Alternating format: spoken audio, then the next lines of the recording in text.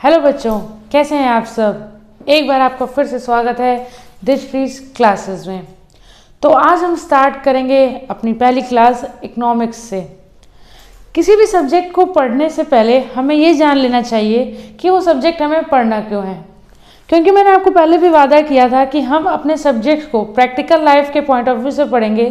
तो आज मैं अपनी स्टडी का पहला टॉपिक ही अपनी प्रैक्टिकल लाइफ से स्टार्ट करने जा रही हूँ।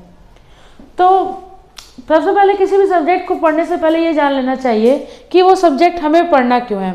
जब तक हमें ये नहीं पता चलेगा कि वो सब्जेक्ट हमें क्यों पढ़ना है, हम उसका कभी भी इम्पोर्टेंस या उसकी डीप स्टडी नहीं कर पाएंगे।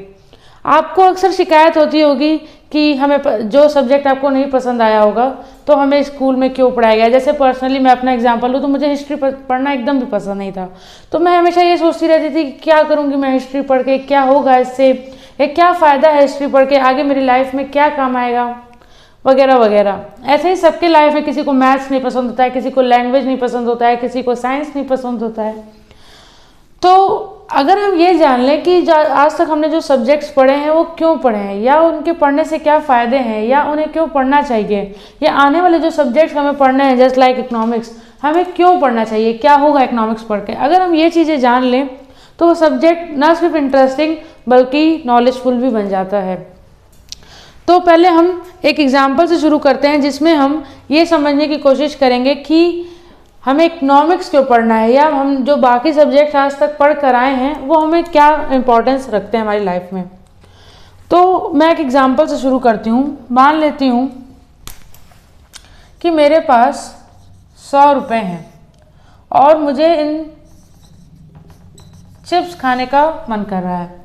मेरे पास 100 रुपये हैं और मुझे चिप्स खाने का मन कर रहा है, ठीक है। तो मैं क्या करूँगी, जनरली क्या करूँगी, अगर ये मैं हूँ मान लेते हैं, तो मैं एक शॉप पे जाऊँगी जो बेसिकली चिप्स होंगी जहाँ पर। तो वहाँ क्या देखूँगी, मैं जाऊँगी तो मैं उनसे पूछूँगी मुझे चिप्स खानी है, तो वो कहेंगे मेरे पास चिप्स की कई सारी वैरायटी है,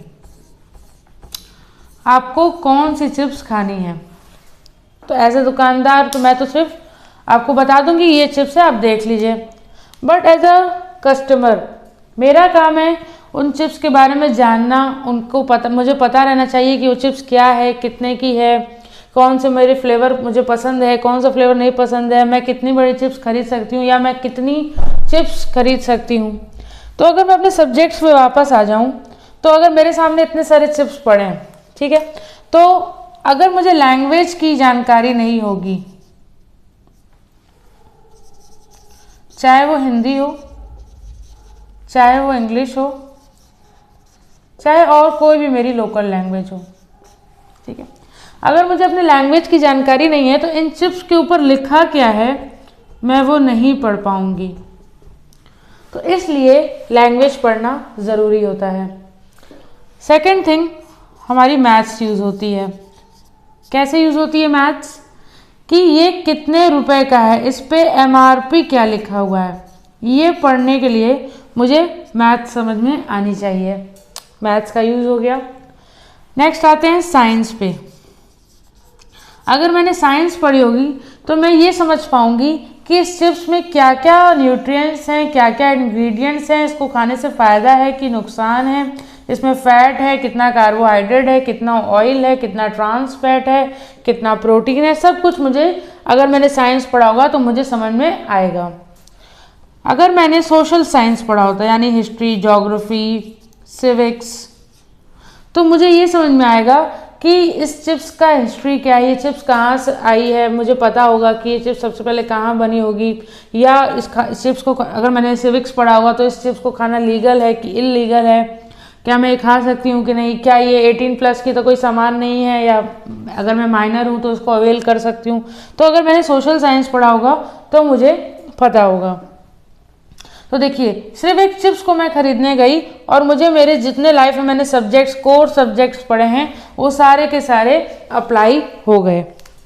अगर मैंने मान लीजिए थोड़ा और आगे स्टडी की थी, मैंने अकाउंट्स भी पढ़ के रखा था, अकाउंटेंसी, अगर मुझे अकाउंट्स भी आता है तो अगर मान लो मैंने कोई चिप्स उठाई, जैसे इस पर लिखा है 10 रुपये, तो मैं समझ पाऊंगी कि 10 रुपये में इसकी कॉस्ट कितनी है, इसका प्रॉफिट कितना है, इसका दुकान शॉपकीपर कितना कमा रहा है, कंपनी कितना कमा रही है, ये कितने में बनी है, ये सब मैं समझ पाऊंगी।